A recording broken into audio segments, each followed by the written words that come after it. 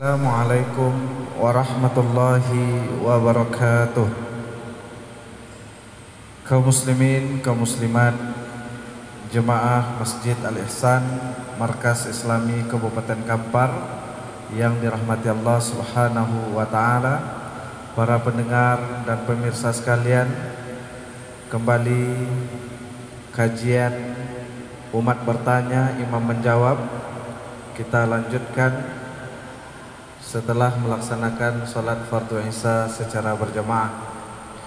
Kami akan membacakan pertanyaan kedua yang diajukan oleh jemaah tentang apa hukum mengumandangkan azan saat pemakaman jenazah.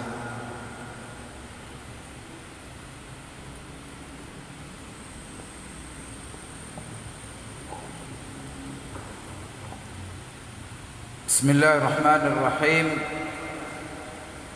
Assalamualaikum warahmatullahi wabarakatuh. Alhamdulillahi rabbil alamin, wassalatu wassalamu ala asyrafil anbiya'i wal mursalin wa ala alihi wa ashabihi ajma'in, amma ba'd. Bapak-bapak, ibu-ibu, jemaah salat Isya hafizakumullah wa ra'akum. Ini ada pertanyaan, bagaimana hukumnya mengumandangkan azan ketika mayat dikuburkan. Sebagaimana kita ketahui bersama bahwa Bapak Ibu sekalian, azan itu pada prinsipnya disyariatkan adalah untuk memberitahu masuknya waktu sholat. Inilah prinsip daripada azan. Di dalam Al-Quran Allah katakan iza nudiya lis-sholat, apabila dikumandangkan azan untuk sholat. Kemudian ada lagi dalil-dalil yang lain yang menjelaskan adanya azan untuk selain sholat. Di antara dalil-dalil yang ada, Bapak Ibu sekalian, dikumandangkan azan yaitu ketika seorang anak dilahirkan. Maka anak itu diazankan, dan ini ada hadis-hadis yang menjelaskan hal itu. Di antaranya itu hadis yang sahih, umpamanya hadis yang diriwayatkan oleh Abu Rafi'. Dia berkata, ra'aitun nabiyya sallallahu alaihi wasallam adzina fi udhunil hasani hina waladathu Fatimah. Jadi Abu Rafi' menceritakan, saya melihat Rasulullah SAW azan di telinga Hasan. Hasan itu siapa? Yaitu cucunya Rasulullah, yaitu Hasan dan Husain. Jadi ketika Hasan lahir, Rasulullah azan di telinga Hasan ketika Hasan dilahirkan oleh Fatimah. Ini hadis ini diriwayatkan oleh Imam Tirmizi, dan Imam Tirmizi mengatakan hadza hadisun sahih. Ini adalah hadis yang sahih wal amalu alaihi, dan ini yang diamalkan oleh umat Islam. Begitu juga hadis yang diriwayatkan dari Rasulullah SAW, yang mana hadis ini diriwayatkan oleh Abu Ya'la dalam musnadnya dan juga Al-Baihaqi. Hadis itu adalah Rasulullah bersabda, man wulida lahu mauludun fa'adzana fi uzunihi al-yumna wa aqama fil yusra lam tadurrahu ummus sibyan. Jadi barang siapa yang dilahirkan baginya anak laki-laki, suaranya anak, lalu dia azan di telinga kanannya. Kemudian yang kedua, qamat dia di telinga kirinya. Jadi siapapun yang dilahirkan anak baginya lalu dia azan di telinga kanannya, kemudian qamat di telinga kirinya, lam taturrahu ummus sibyan, maka anak itu akan tidak bisa diganggu oleh jin. Ummus sibyan itu adalah nama jin. Nah, ini diganggu oleh jin untuk apa? Kadang-kadang menyakitinya, ganggunya. Tapi hadis ini menurut Imam Al-Manawi isnaduhu dhaif, katanya sanadnya dhaif. Ada lagi hadis yang diriwayatkan oleh Abu Hurairah, tapi ini berkenaan dengan azan ya. Warawa Abu Hurairah anna Nabi sallallahu alaihi wasallam qala inna syaitana idza nudiya bis salah adbara. Kalau diazankan, berkumandang azan untuk salat, kata Abu Hurairah, Rasulullah bersabda, apabila azan berkumandang maka syaitan lari menjauh. Bahkan dalam riwayat lain dia lari terberit-berit dan terkentut-kentut, dia lari kalau dia mendengar azan. Jadi di sini inilah ya dalil-dalil yang ada tentang azan. Berarti cuma salat dan anak yang lahir. Kemudian bagaimana dengan yang lain-lainnya? Maka sebagian ulama ada yang meluaskan masalah azan ini. Maka diantaranya selain azan untuk salat dan azan untuk anak yang baru lahir, ada pula yang mengazankan orang yang sedang bersedih. Jadi kalau ada orang menung aja dia, aku mandangkan azan di telinganya supaya hilang kesedihannya. Kemudian juga azan ketika mengantar orang musafir.